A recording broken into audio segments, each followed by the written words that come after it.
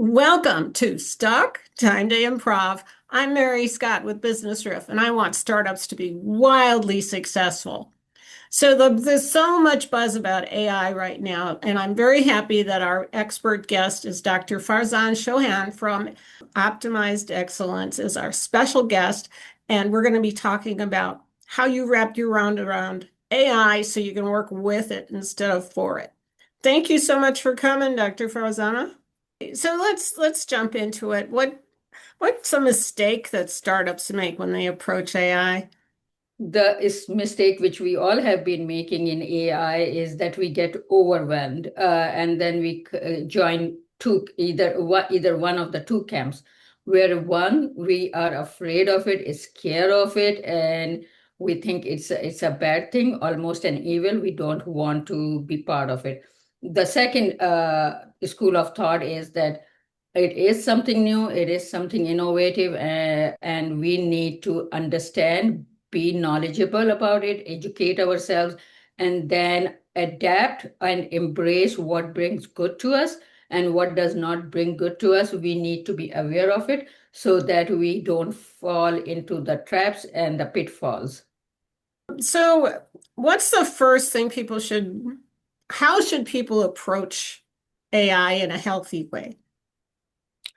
So I'll give you an historian example. So were two startup leaders in a product provider area, and one was, as I described, fearful of it. So they decided they will do the business as usual, while a competitor decided to take some of the tools from what is available and automated the customer outreach and crunch the data to deliver a better product. So of course, because you can do automation much more, once you set up an automation through agentic AI, it goes faster. So that competitor was ahead of this first business owner.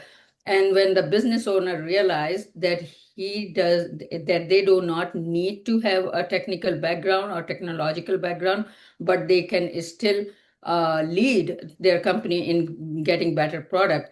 So to your question, the overwhelming fear of our technology needs to be overcome and then embrace what good it can bring and deliver in that business case products faster and better to their target clients. Now, there was a part of your question which I have not answered. Can you repeat that, please, for me? I want to know what's a healthy approach to using AI. Healthy approach for the leaders to use AI is learning about it. It's not algorithms, it's not technology. They need to learn. They need to learn about what AI is and what it can do in their specific area of business. And as we are evolving in AI field, now there are more and more customized, tailor-made tools available for different kinds of fields and industries. And some of the basic elements are universal in crunching data and understanding that what client or customer needs. So I will say learning. Learning. And when you use AI to crunch data, you need to have some reason to do that. You need to know what you're going to do with the information once you have it, right? Yeah. So what kinds of AI tools are really good for customer service? Thank you for asking that question. I will go back to what is right now buzzing in the AI world, to go to ChatGPT and go to their professional version of it, which I also have. It is just a first level up from the free version. And it gives you, first of all, it protects your data because it gives you an option to not to share that data with ChatGPT for their development of their tools and resources. But secondly, if you start understanding how to ask questions, which is called prompt engineering, or how to give the prompts to ChatGPT, it will give you a lot more feedback back. There in ChatGPT, there are features available, 5 features available, where you type your question or your prompt. It has an option of deep research, which is factual, which is for the real world. For example, if you ask, give me give me how many people order milk for their children with the real data and realistic information, it will give you that data. What it will do for you in that example is that you will be able to focus on your target or a client and provide them that product. It can be any product, but different industries have different products and they can do that very easily.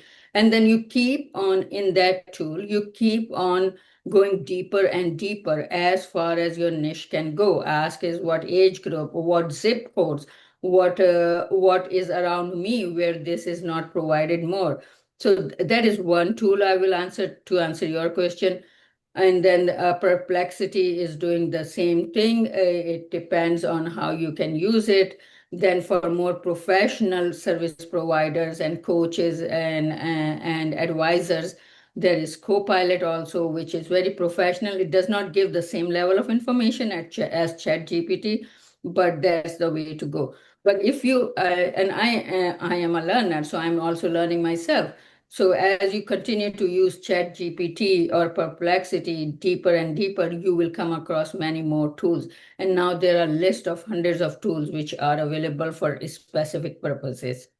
So I think start with ChatGPT, just a paid version to protect yourself, privacy of your clients, and go from there. Learn and keep doing it. Learn and keep learning about it, right?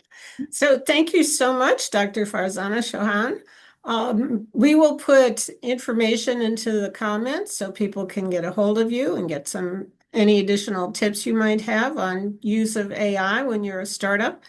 Any closing thoughts?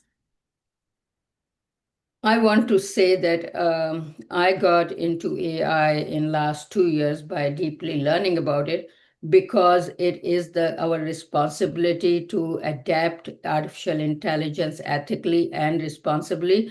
The overwhelmed feeling which we are getting is about the information which we do not understand, and we think we are giving up our lives and information, and we are. But if we can be part of the ethical and responsible AI adaptation and utilization, that will help all of us to harness the benefits of a new technology like artificial intelligence. There is a rapid advancement where it will become a super intelligent technology. At that point, we will be giving up everything we manage and control in our lives. So before we get to that point, my message is that get on board, learn about AI and adapt it and embrace it in a way where it is good for yourself, your business, and for our world. Oh, thanks again. And I'm Mary Scott with BusinessRiff. I want startups to be wildly successful. And one of the best things you can do to accomplish that is book a call with me at businessriff.com. And join us again next time for Stuck, Time to Improv.